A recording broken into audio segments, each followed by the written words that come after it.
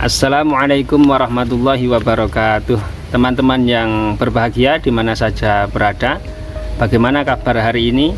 Masih berpuasa? Tentu ya, saya juga masih berpuasa, puasa Ramadan ini. Semoga mendapatkan ridho Allah Subhanahu wa Ta'ala. Masih stay at home di rumah? Bagaimana? Sama, saya juga sudah stay at home 1,5 bulan. Teman-teman mungkin ada yang lebih lama, 2 bulan, ada yang lebih sedikit, mungkin beberapa minggu, tapi kita sama-sama merasakan stay at home, tinggal di rumah, tidak pergi kemana-mana, karena memang situasi kondisi pandemi SARS-CoV versi 2 atau COVID-19 yang mengglobal di seluruh dunia, termasuk di Indonesia, termasuk di wilayah kita, termasuk ada yang di desa-desa atau kampung kita terdekat. Oleh karena itu, sebagai seorang muslim yang baik, tentu kita mengikuti apa yang menjadi arahan pemerintah berkaitan dengan kebijakan-kebijakannya, berkaitan dengan arahan-arahan medisnya. Tentu kita harus mengikuti, karena itu bagian dari kewajiban seorang muslim di hadapan Allah Subhanahu wa Ta'ala. Sebagaimana penuh ketegasan Allah telah berfirman dalam kalamnya, ya ayyuhalladzina amanu athi'ullah wa athi'ur rasul wa ulil amri minkum. Pertama, kita diperintahkan oleh Allah Subhanahu wa Ta'ala sebagai kaum yang beriman untuk taat kepada Allah. Yang kedua, tentu taat kepada Rasulnya. Yang ketiga, taat kepada ulil amri minkum, dalam konteks sekarang adalah pemerintah, dengan berbagai kebijakannya yang terukur dan penuh pertanggungjawaban. Tapi kalau di rumah terus, stay at home terus, bosen. Gimana ini? Sudah seminggu, 2 minggu stres ini, lama-lama di rumah tidak ada kegiatan. Nah, di tengah keterbatasan fasilitas, kita bisa mengoptimalkan kreativitas. Fasilitas yang kita maksud adalah kita biasanya pergi keluar, pergi kemana, pergi ke sana. Dalam situasi yang semacam ini, sekarang kita terbatas fasilitas untuk keluar rumah.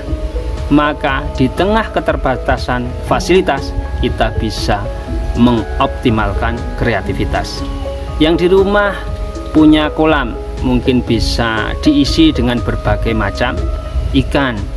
Yang di rumah biasa bisnis online, berhubungan online, aktivitas online, tentu ini tidak bermasalah. Tapi bagi yang lain bagaimana? Saya ajak dalam kesempatan ini untuk mengisi kegiatan atau waktu luang kita di rumah dalam kondisi stay at home dengan kegiatan-kegiatan yang positif. Di antaranya adalah dengan bercocok tanam, dengan bertani. Kalau yang punya lahan luas, silahkan pakai lahan yang luas di sekitar rumah. Kalau yang tidak bisa atau tidak punya lahan yang cukup luas, maka bisa tetap kita bertani, bercocok tanam, yaitu dengan media polybag, dengan media pot dan yang lain sebagainya. Kenapa penting bertani dan bercocok tanam? Sangat penting bagi kita. Karena apa? Karena kita sudah begitu lama memanfaatkan alam ini, memanfaatkan oksigennya, memanfaatkan sumber dayanya, tanpa kita peduli terhadap keberlangsungan alam itu sendiri. Oleh karena itu sangat penting, sekali lagi sebagai orang yang beriman, kita harus merawat alam ini. Bahkan bagian lain dari upaya merawat alam kita ini, dalam bercocok tanam, dalam bertani, bisa jadi itu akan menjadi legasi, akan menjadi warisan kita bagi orang-orang lain setelah nanti kita tidak tahu usia kita sampai berapa. Besok kita masih hidup, 1 minggu lagi, 1 tahun lagi, atau bertahun-tahun sampai kita diberi umur yang panjang. Alhamdulillahirabbil alamin. Sebagaimana disabdakan oleh Rasulullah Shallallahu Alaihi Wasallam, man ghorasa ghorsan lam yakul minhu adamiyun aw khalqun min khalqillah illa kana lahu shadaqah rawahu Ahmad wa Tabarani hadisun hasanun.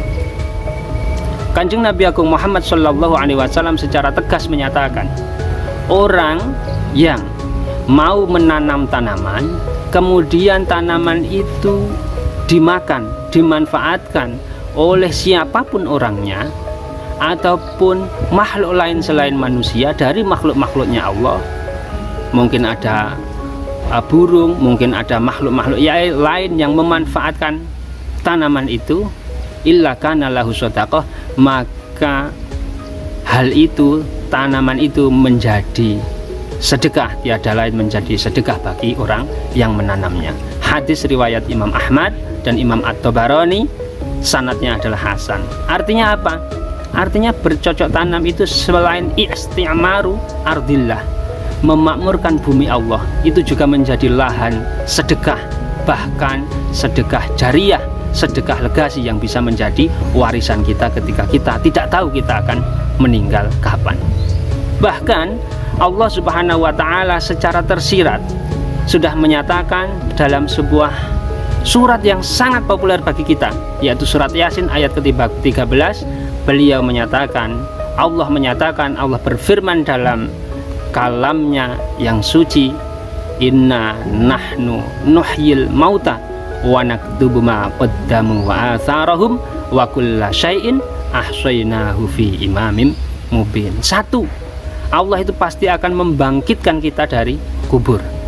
Yang kedua, Allah sudah memerintahkan malaikatnya untuk menulis amal-amal manusia yang ada di dunia, wa atharahum, dan amal-amal mereka di dunia yang bisa dimanfaatkan atau membawa kebaikan, keberkahan bagi orang lain setelah dia meninggal.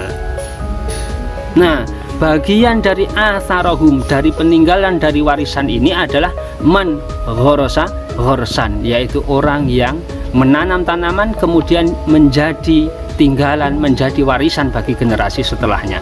Mungkin sekarang kita menanam belum mendapatkan hasilnya, mungkin kita sekarang menanam kita belum panen, mungkin kita menanam sekarang belum mendapatkan buahnya, tapi siapa tahu akan menjadi amal jariah, akan menjadi legasi yang pahalanya terus mengalir ketika kita sudah meninggal, sebagaimana dikatakan oleh Al-Imam Ahmad bin Muhammad As-Sawi ketika menafsiri firman Allah, inna nahnu nuhyil mauta wa naktubu ma qaddamu wa atharahum wa kulla syai'in ahsaynahu fi imamin mubin. Jadi dengan bertani, dengan bercocok tanam, kita selain mengemban amanah untuk isti'maru ardillah, untuk memakmurkan bumi Allah, kita juga membuka peluang bagi diri kita untuk bersedekah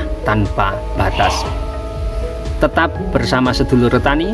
Wallahul muwafiq ila aqwamit thoriq. Wassalamualaikum warahmatullahi wabarakatuh.